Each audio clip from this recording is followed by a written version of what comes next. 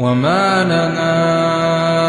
ألا نتوكل على الله وقد هدانا سبلنا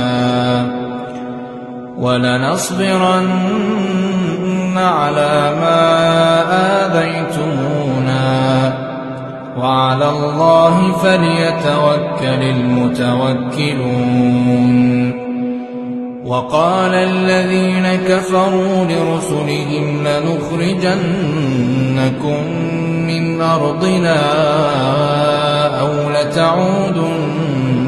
في ملتنا فأوحى